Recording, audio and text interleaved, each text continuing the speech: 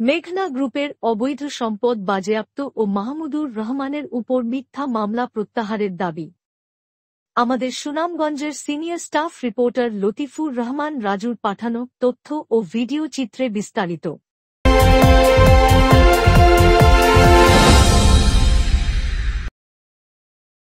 মেঘনা গ্রুপের মালিক মোস্তফা কামালকে গ্রেপ্তার করে অবৈধ সম্পদ বাজেয়াপ্ত ও আমার দেশ সম্পাদকসহ সাংবাদিকদের উপর দায়ের করা মিথ্যা মামলা প্রত্যাহারের দাবি জানানো হয়েছে।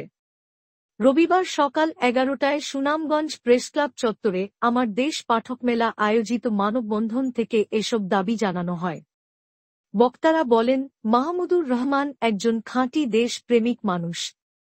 অন্যায়ের কাছে কোন দিন আপোস করেননি। ফ্যাসিস্ট হাসিনার শাসনামলে ১৪০টি মামলার আসামি ছিলেন। তিনি জেল খেটেছেন, নির্বাসনে ছিলেন, কুষ্টিয়ার আদালতে রক্তাক্ত হয়েছিলেন। আমার দেশ পত্রিকা বন্ধ করে দেয়া হয়েছিল। এক যুগ পর পুনরায় প্রকাশ হলে একের পর এক দুর্নীতির চিত্র তুলে ধরা হচ্ছে। মেঘনা গ্রুপের মালিক মোস্তফা কামালের ১ লাখ কোটি টাকা পাচারের সংবাদ প্রচার করা হয়। সেই সংবাদই গাত্রদাহের কারণ হয়ে দাঁড়ায় মোস্তফা কামালের।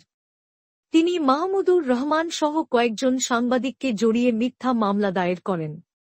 ফ্যাসিবাদের দোসর মোস্তফা কামালের মামলা প্রত্যাহার করার দাবি জানান তারা।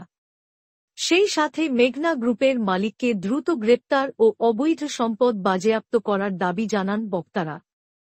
রাস্তাঘাট দখল করেছে, প্রতিবাদ করলেই মামলার ভয় দেখানো হয়, এমনকি হত্যাকাণ্ডের মতো ঘটনা ঘটাতেও তিনি কুণ্ঠাবোধ করেন না। লাখ কোটি টাকা পাচার করেছেন। ফ্যাসিবাদী শেখ হাসিনার শাসনামলে বেড়ে ওঠা মোস্তফা কামাল এখনও ধরাছায়ার বাইরে। নতুন বাংলাদেশে মোস্তফা কামালের মতো লোকদের আশকারা দেয়া চলবে না।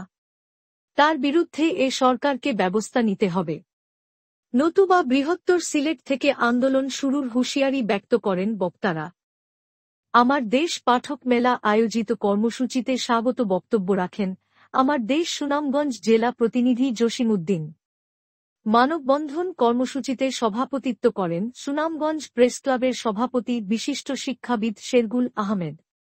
আমার দেশ পাঠক মেলার সভাপতি মিজানুর রহমান মিজানের সঞ্চালনায় অতিথি হিসেবে বক্তব্য রাখেন জেলা জামায়াতের নায়েবে আমির অ্যাডভোকেট শামস উদ্দিন, সভাপতি লতিফুর রহমান রাজু, শ্রমিক কল্যাণ ফেডারেশনের জেলা সভাপতি মোমতাজুল হাসান আবেদ, জেলা যুবদলের দপ্তর সম্পাদক শাহ আলম, সুনামগঞ্জ প্রেসক্লাবের সাধারণ সম্পাদক মাসুম হেলাল, পরিবেশ রক্ষা আন্দোলনের সভাপতি একেএম আবু নাসার, শিক্ষাবিদ ফজলুল করিম সাইদ, দৈনিক সুনামগঞ্জের সময় পত্রিকার সম্পাদক ও প্রকাশক সেলিম আহমেদ তালুকদার, দৈনিক নয়া দিগন্তের জেলা প্রতিনিধি তৌহিদ চৌধুরী প্রদীপ, দৈনিক জনবাণী পত্রিকার জেলা প্রতিনিধি শাহাবুদ্দিন, পাঠক মেলার উপদেষ্টা নুরুল হাসান আতাহার, বিশিষ্ট এনজিও ব্যক্তিত্ব ও গণমাধ্যম কর্মী কে কুদরত পাশা, ওয়ারিয়র অফ জুলাই সংগঠনের আহ্বায়ক ফয়সল আহমেদ, দৈনিক আজকাল পত্রিকার জেলা প্রতিনিধি আমিনুল হক,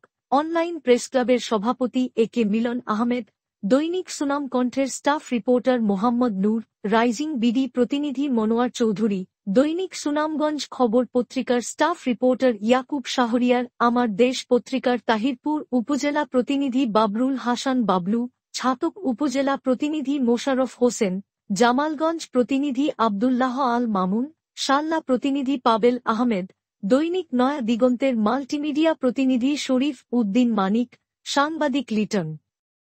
পাঠক মেলার সদস্য জুবায়ের আহমেদ, আমিনুর রহমান পরান, নাইম আহমেদ, আব্দুল হালিম, শফিউল ইসলাম, শামীম আহমেদ, গণতান্ত্রিক ছাত্র সংসদের নেতা ইলিয়াস আহমেদ, নাইম আহমেদ প্রমুখ। অনিয়ম দুর্নীতির বিরুদ্ধে নিউজ করে তাহলে এটা প্রেস কাউন্সিল আছে, যথাযথভাবে প্রেস কাউন্সিলেরা আলিশ করতে পারেন, কিন্তু এইভাবে সাংবাদিকদের মামলা করে হয়রানি করা কোনোভাবেই আমরা বরদাস্ত করব না। আমরা সারা দেশের সাংবাদিক সমাজ আমরা রাস্তায় নেমে আসবো। আমরা সরকারের কাছে দাবি জানাই কোনো অতি বিলম্বে মাহমুদুর রহমান সহ সাংবাদিকদের উপর মামলা প্রত্যাহার করো। আমরা এই মামলা যারা মামলা করেছে তাদের প্রতি তীব্র নিন্দা এবং প্রতিবাদ জানাই। আমি আর বক্তব্য দীর্ঘায়িত করবো না। সবাইকে ধন্যবাদ।